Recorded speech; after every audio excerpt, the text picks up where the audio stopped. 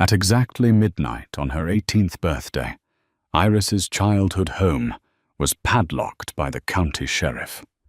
Shivering in the freezing Oregon rain, with just $34 in her pocket, her only inheritance was the title to a rotting 1973 school bus. She thought it was a cruel joke. In reality, it was a multi-million-dollar lifeline. The foreclosure notice on the front door of 442 Sycamore Drive was printed on bright, neon orange paper. To Iris Jenkins, it felt like a flashing neon sign broadcasting her ultimate failure to the entire neighborhood. For 3 years, Iris had watched her mother fade away from early-onset Parkinson's, and for 3 years, she had watched the medical bills devour everything they owned. The savings accounts went first, then the college fund, and finally the equity in the modest ranch house they had called home. When her mother passed away just 2 weeks before Iris's 18th birthday, the grace period ended. Pacific Continental Bank didn't care about mourning periods. They cared about the missed mortgage payments. On a brutally cold Tuesday evening in November, Deputy Miller stood on the porch, his face tight with forced sympathy. "I'm sorry, Iris. You're legally an adult now, and the property is bank-owned as of midnight. You have to step off the premises." Iris pulled the collar of her worn Carhartt jacket up to her chin, clutching a single black garbage bag containing a few changes of clothes, her mother's wedding ring, and a manila envelope left behind by her late grandfather, James Higgins. She stepped onto the wet sidewalk. She had no relatives to call.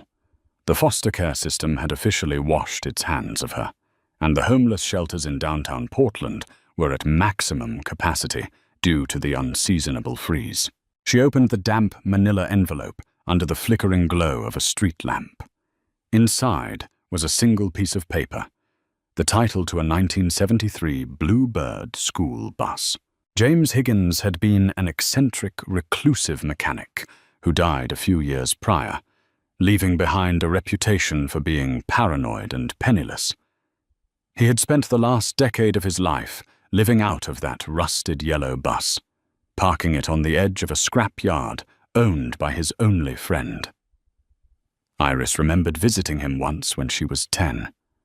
The bus smelled of stale tobacco, motor oil, and wet dog.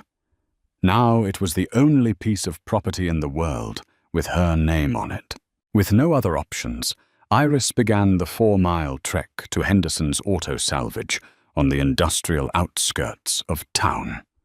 The rain turned into a biting sleet by the time she reached the chain-link gates of the scrapyard. A gruff, elderly man with a thick grey beard stepped out of the guard shack, shining a heavy mag light directly into her face. "We're closed," Bill Henderson barked. Then, lowering the beam, his expression softened. "Iris? Artie's granddaughter? Good Lord, girl, what are you doing out in this weather?" Tears mixed with the freezing rain on Iris's cheeks. "The bank took the house, Mr. Henderson. I don't have anywhere to go. Is my grandpa's bus still here?" Bill let out a heavy sigh, unlocking the gate. "It's still exactly where he left it in the back lot. Hasn't moved an inch in 4 years. It ain't much of a home, kid, but it's got a roof. Come on." He led her through rows of wrecked cars to the far corner of the junkyard, beside a line of towering pines. An old bus sat there, its peeling paint exposing thick rust, its flat tires buried in the mud beneath a layer of moss. Bill forced the accordion doors open with a harsh screech. Inside, the stale air reeked of mildew. Most of the seats had been removed years ago by James, leaving space for a simple bed, a small wood stove, and a row of decaying plywood cabinets. "I'll bring you some blankets from the office," Bill said gently. "Lock the door from the inside." That night, Iris wrapped herself in 3 heavy wool blankets, shivering uncontrollably on the bare mattress. She listened to the rain drumming against the metal roof, wondering how her life had crumbled to this exact point. She was 18, completely alone, and sleeping in a scrap yard. She woke up the next morning to the sound of heavy fists pounding on the side of the bus. Iris scrambled up, her heart hammering against her ribs. She cracked open the foggy window. Standing outside in the mud was a man she had never seen before. He wore a sharp, albeit cheap, grey suit that looked entirely out of place in an auto salvage yard. His dark hair was slicked back, and his eyes darted around with nervous, predatory energy. "Hello in there," the man shouted. "I know someone's in there. Bill up front told me." Iris unlocked the door and pushed it open just enough to peer out. "Who are you?" "Thomas Gable," the man said, flashing a wide, utterly insincere smile. He handed her a business card that read, "Gable Asset Recovery." "I'm a local buyer. I specialize in purchasing abandoned vehicles and scrap metal. I understand you're the new legal owner of this vintage piece of machinery." "It's not for sale," Iris said, her voice raspy from the cold. "Now let's not be hasty," Thomas said, stepping closer, his expensive leather shoes sinking into the muck. "I know your situation, Iris. It's tragic about your mother. Truly. And I know you're flat broke. This bus is an eyesore. It doesn't run, the frame is compromised by rust, and it's practically a biohazard. I'm willing to do you a massive favor. I'll give you $500, cash, right now, just to take the title off your hands." He pulled out a thick wad of bills, peeling off 5 crisp $100 notes. Iris stared at the money. $500 meant hot meals. It meant a week or two in a cheap motel where the heat actually worked. Her stomach gave a violent, painful rumble at the mere thought of a warm diner breakfast. She reached her hand out, but as her fingers brushed the edge of the cash, she looked into Thomas Gable's eyes. They were intensely focused, almost hungry. He was sweating despite the morning chill. Why is he so eager? Iris thought. Why did a suit come all the way out to a muddy scrapyard at 8 in the morning for a worthless, rusted shell of a bus? James Higgins had been paranoid, but he was also brilliant. He held patents for engine parts in the 1980s before he suffered a nervous breakdown and withdrew from society. He could have lived in an apartment, but he chose this bus. He chose to park it in a heavily guarded salvage yard. "No," Iris said, pulling her hand back. "It's not for sale." Thomas's smile instantly vanished, replaced by a cold, hard glare. "Don't be stupid, little girl. You're sleeping in a metal coffin. Take the money." I said no. "Get off my property." Iris slammed the door shut, locking it quickly. She watched through the window as Thomas Gable stood in the mud for a long moment, staring at the bus with a terrifying intensity, before turning and storming away.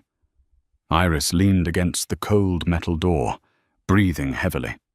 She had just turned down her only chance at a hot meal, but her gut screamed that she had made the right choice. There was more to this rotting bus than met the eye. For the next 3 days, Iris focused entirely on survival and sanitation. Bill Henderson allowed her to use the scrapyard's employee restroom and shared half of his daily packed lunches with her, slipping her thermos cups of hot black coffee and ham sandwiches. In return, Iris began cleaning the bus. If she was going to live here, she needed to strip away the decades of grime. She found a bucket, some heavy-duty degreaser, and a wire brush in her grandfather's old tool cabinets. As she cleaned, Iris noticed James's unusual modifications. The windows were reinforced with shatterproof Lexan, and beneath the faded wood paneling, thick steel plating lined the walls. He hadn't been living in an ordinary bus. It was built like a fortress, On the fourth afternoon, after the rain finally stopped, she knelt at the back of the bus, scrubbing years of oil and dirt from the rubber floor near the rear axle. As she pushed the wire brush against the floorboards, she hit a snag. She wiped away the dark sludge with a rag. The rubber flooring had been meticulously cut into a 2-foot square. At the corners were 4 heavy steel rivets. 3 of them were standard, but the 4th looked different. It had a tiny, almost invisible crosshair etched into the center. Iris grabbed a flathead screwdriver from the cabinet and wedged it beneath the odd rivet. To her surprise, it didn't pry up. Instead, it turned. It wasn't a rivet at all. It was a recessed, custom-machined locking bolt. She twisted the screwdriver counterclockwise. Click, click, clack. The metal square suddenly popped up 1/2 inch. Iris wedged her fingers underneath the heavy steel-reinforced panel and hauled it backward. Dust plumed into the air. Beneath the floorboard, resting in a hollowed-out cavity between the chassis rails, was an olive-green, military-grade steel lockbox. It was heavy, sealed with a thick brass padlock. Iris's hands shook as she hauled it out onto the mattress. She didn't have the key for the padlock, but she did have an 18-inch steel crowbar she had found in the scrapyard. Setting the box on the floor, she wedged the crowbar through the shackle of the padlock and threw her entire body weight onto the steel bar. With a violent crack, the rusted brass snapped. She threw the lid open, half expecting to find stacks of cash or gold bars. Instead, the box contained 3 items, carefully wrapped in oilcloth to protect them from moisture. The first was a heavy leather-bound journal, its pages yellowed and brittle. The second was a large, hand-drawn architectural blueprint.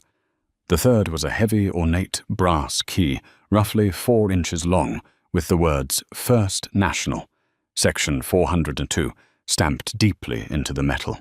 Iris opened the journal. The handwriting was erratic, jumping between neat, precise engineering measurements and chaotic, scrawled rants. August 14th, 1998. They think the city council bought the rights to the downtown sector, but they didn't read the original 1922 zoning charters. The subterranean rights below the old First National building still belong to the private holding company. My holding company. Gable's father tried to buy me out, tried to force my hand. He doesn't realize what's actually down there. It's not just safe deposit boxes. It's the legacy. Iris frowned, tracing the words with her finger. Gable. Thomas Gable's father. She unfolded the blueprint. It was a schematic of the downtown Oakhaven district, but it looked wrong. It wasn't mapping the streets. It was mapping the underground utility tunnels, the old Prohibition-era bootlegging corridors, and the basement levels of the historic First National Bank building, which had been permanently closed and sealed in the early 2000s.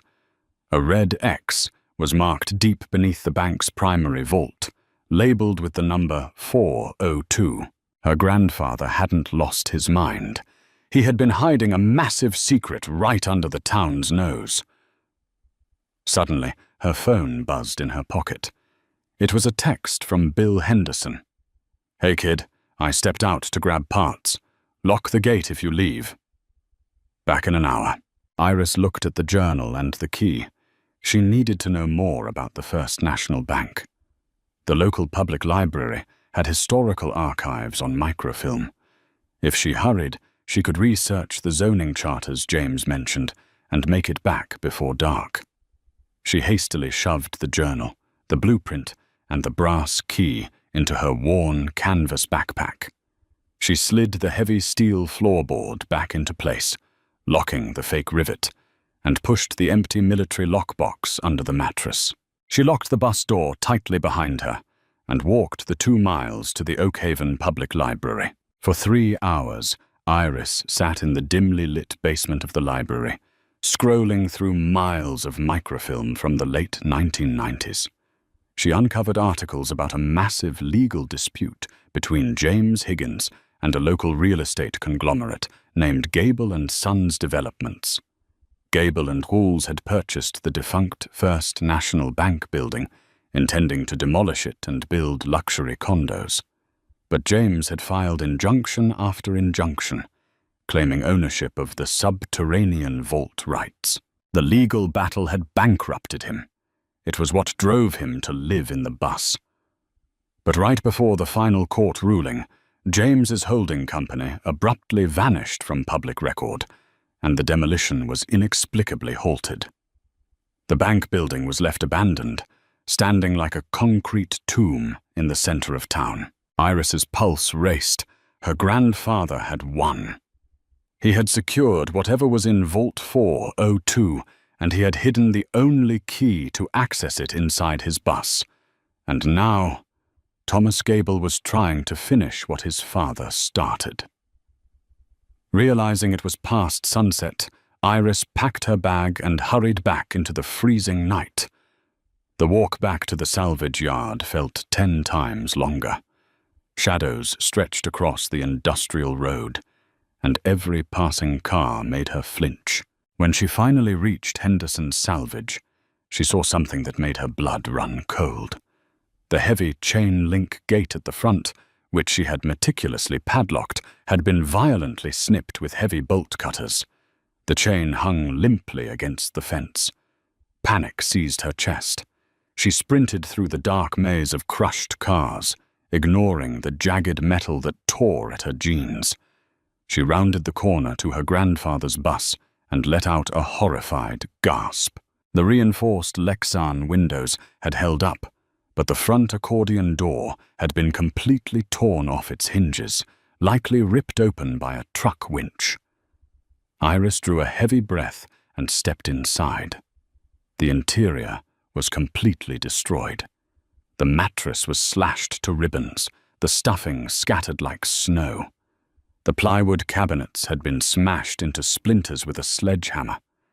Every inch of the bus had been brutally, desperately searched. They had found the hidden compartment.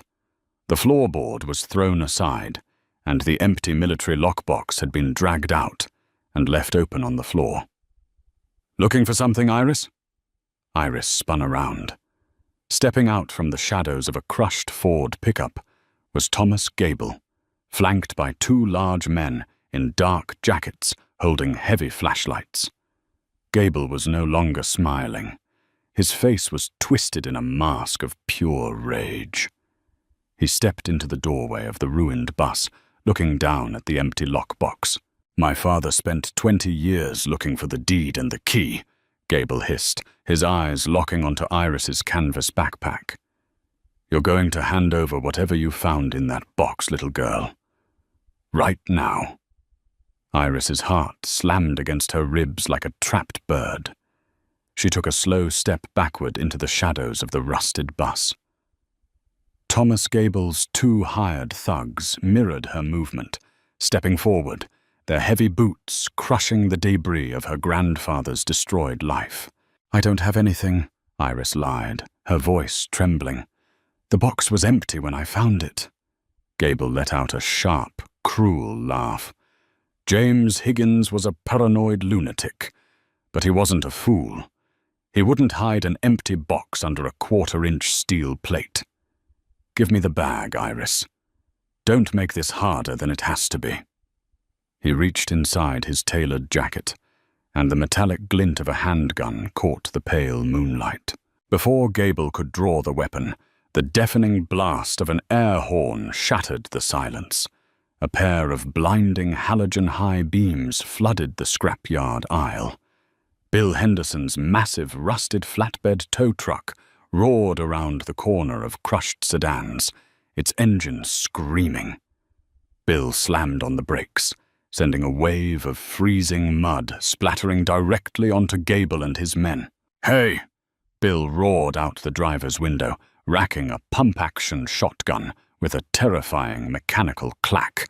Back away from the kid, or I'm painting this scrap pile with your brains." Gable shielded his eyes from the headlights, cursing loudly as his men instinctively ducked behind a pile of twisted axles. "Run, Iris! Go!" Bill shouted. Iris didn't hesitate. She threw her body weight backward, diving through the shattered emergency exit window at the rear of the bus. She hit the muddy ground hard, ignoring the sharp sting of scraped palms, and scrambled to her feet. She sprinted blindly into the labyrinth of stacked, crushed cars, her canvas backpack secured tightly against her shoulders. She could hear Gable screaming orders at his men over the roaring engine of the tow truck, but she didn't look back. She vaulted over the rusted chain-link fence at the rear of the yard, tearing her jeans on the barbed wire, and dropped into the dense brush of the bordering woods. The freezing rain began to fall again, masking her footsteps as she ran. She didn't stop until her lungs burned, and the metallic taste of blood coated the back of her throat. Leaning against a damp oak tree, she pulled the blueprint from her bag, shielding it from the rain with her jacket. Her grandfather's journal was clear. Thomas Gable's father had tried to steal the subterranean rights to the First National Bank decades ago, and now Thomas was desperate to finish the job. If Gable knew the box was found, he would immediately head to the bank to intercept her. She had to get to Vault 402 tonight. It was the only way to secure whatever James had died protecting. According to the hand-drawn schematic, the entrance wasn't through the bank's boarded-up street-level doors. It was accessible through the city's forgotten steam tunnel network, specifically an old Prohibition-era maintenance hatch located behind a condemned textile mill on Fifth Avenue. It took Iris an hour to navigate the dark, rain-slicked streets of downtown Oakhaven. The textile mill was a looming, blackened brick monstrosity, scheduled for demolition by none other than Gable and Sons Developments. Slipping through a gap in the construction fence, Iris found a heavy iron grate hidden beneath rotting pallets. She struggled to lift it, and a wave of stale, damp air rose from below. Switching on a small penlight, she climbed down the rusty ladder into the darkness. Following her grandfather's carefully drawn map, she navigated the maze of utility tunnels, turned left at a faded yellow stripe, and counted 200 paces down a narrow corridor that sloped deep underground. The deeper she went, the colder it became. Finally, the brick tunnel opened into a bent, concrete-lined chamber. At the far end stood a massive, reinforced steel security door. Stenciled across the flaking grey paint were the words, "First National Holdings, Subterranean Level." The electronic keypad on the wall had been smashed years ago, wires hanging loosely from the masonry. But James's blueprint pointed to a small, secondary mechanical override box hidden behind a loose cinder block near the floor. Iris dropped to her knees, found the loose block, and pulled it free. Inside was a heavy manual lever coated in thick grease. She gripped it with both hands and pulled down with all her might. Deep within the concrete, heavy mechanical gears groaned to life. The massive steel door shuddered, crying out with decades of rust, and slowly swung outward by just a few inches. Iris squeezed through the gap. She stood inside the legendary vault of the First National Bank. Her penlight cut through the absolute darkness, illuminating hundreds of brass safety deposit boxes lining the walls from floor to ceiling. The air here was bone dry and perfectly preserved. She walked down the central aisle, her wet sneakers squeaking loudly against the pristine marble floor. She scanned the brass plates. 100, 250, 380. She stopped at the very end of the furthest row. There it was, a large, double-wide deposit door secured by a heavy, archaic lock mechanism. Above it, etched into the brass, was the number 402. With shaking hands, Iris unzipped her damp canvas backpack and pulled out the ornate 4-inch brass key she had found beneath the floorboards of the bus. She slid it into the heavy lock. It fit perfectly. She took a deep breath, praying her grandfather hadn't sent her on a wild goose chase, and turned the key. Click. The heavy internal tumblers fell into place with a deeply satisfying metallic thud. Iris grasped the brass handle and pulled. The heavy door swung open, revealing a long, dark steel drawer. She grabbed the sides and hauled it out onto the marble inspection table in the center of the aisle. The box wasn't filled with stacks of cash or shiny gold bars. Instead, it contained 3 large, heavy, wax-sealed leather envelopes, perfectly preserved in the climate-controlled vault. Iris broke the brittle wax seal on the first envelope and slid out a thick stack of crisp, densely printed paper. They were municipal bearer bonds, issued by the city in 1985. She stared at the denomination printed in the corner of the top certificate. $100,000. She quickly thumbed through the stack. There had to be at least 50 of them, of world. Because they were bearer bonds, they belonged entirely to whoever physically held them. There was no registry, no digital trail. Her grandfather had converted his entire engineering fortune into untraceable paper and buried it out of Gable's reach, accruing decades of interest. It was millions of dollars. But it was the second envelope that made Iris's blood run cold. She pulled out a yellowed legal document titled Master Deed of Trust, Oakhaven Commercial District. Attached was a 1922 land survey, granting James Higgins's company permanent ownership of the underground and foundation rights beneath the entire 3-block downtown district. As Iris read the fine print, she realized the truth. James had owned the land beneath Thomas Gable's empire all along. Every tower, garage, and condominium had been built on his property. If this deed became public, the Gable family could face decades of unpaid land rent and financial ruin. "A brilliant man, your grandfather," a cold voice echoed through the vault chamber. Too bad he was absolutely insane. Iris spun around. Thomas Gable was standing in the doorway of the vault chamber, his expensive suit ruined by the scrapyard mud, his chest heaving.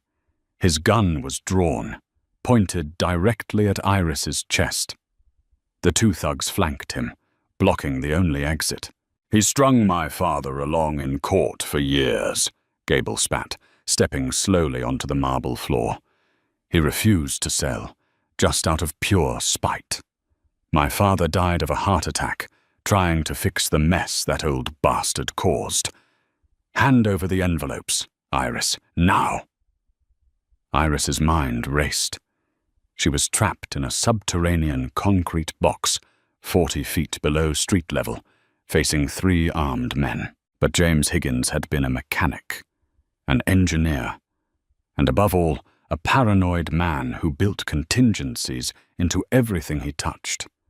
Iris remembered a specific entry in the leather journal she had read in the library. The pneumatic sealing system still works on the primary track, a simple fail-safe. If they come for the vault, they stay in the vault. She glanced past Gable. On the wall just outside the main chamber, there was a heavy red emergency lever designed to seal the vault in the event of a robbery or a flood. "I said, hand them over," Gable yelled, cocking the hammer of his pistol. "Okay, take it," Iris shouted, grabbing the heavy steel drawer and violently hurling it across the marble inspection table. The heavy metal box crashed to the floor between Gable and his men, scattering the millions in bearer bonds across the dusty ground in a chaotic flurry of paper. For one split second, greed overrode logic. Gable's eyes darted down to the fortune scattered at his feet. His men instinctively reached for the falling bonds. It was all the time Iris needed. She lunged forward, diving under the heavy marble table. She slid across the slick floor, slipping right between the legs of the distracted thugs, and scrambled out of the main vault chamber. "Get her!" Gable screamed, realizing what had just happened. Iris jumped to her feet and grabbed the heavy red lever on the wall. She threw her entire body weight onto it. Alarms instantly shrieked, echoing fiercely through the concrete tunnels. Compressed air hissed violently from the ceiling vents.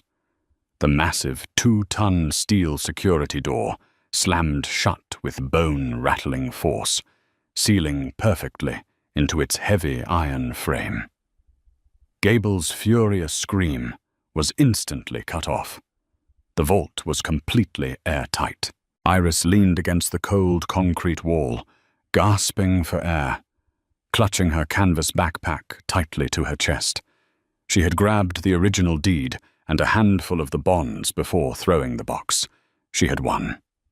The shrieking alarms were James's final gift. They were connected directly to the local police precinct. Within 10 minutes, Iris heard the echoing shouts of heavily armed SWAT officers storming down the maintenance tunnels. When the police finally bypassed the security door hours later, they found Thomas Gable and his men huddled in the freezing vault, surrounded by bearer bonds they could no longer claim. Gable was arrested on the spot for armed robbery, breaking and entering, and aggravated assault. 2 weeks later, the front page of the Oakhaven Tribune broke the story of the century.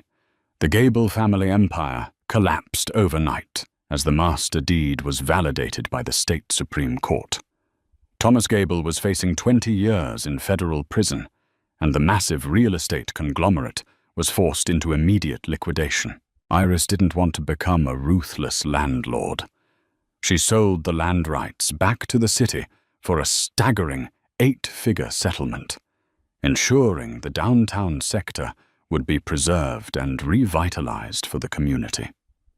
On a bright, crisp December morning, Iris stood on the front lawn of 442 Sycamore Drive. The neon orange foreclosure sign was gone. She had bought her childhood home back from the bank, outright in cash. She turned to look at the driveway. Sitting proudly on the fresh asphalt was the 1973 rusted yellow school bus. She had paid Bill Henderson a small fortune to have it towed and professionally mounted on heavy blocks. She refused to scrap it. It wasn't an eyesore to her. It was a monument to the brilliant, stubborn grandfather who had sacrificed his reputation to ensure she would never have to sleep in the cold again. Iris smiled, running a hand over the rusted yellow paint. Finally safe. Finally home. What would you do if your only inheritance was a rusted piece of junk? Iris's story proves that sometimes the greatest treasures are hidden beneath layers of rust, grime, and misdirection. Never judge a book or a broken-down school bus by its cover. If you enjoyed this real-life tale of betrayal, hidden fortunes, and sweet justice, please smash that like button, share this video with your friends, and subscribe to our channel for more incredible, untold stories. See you next time.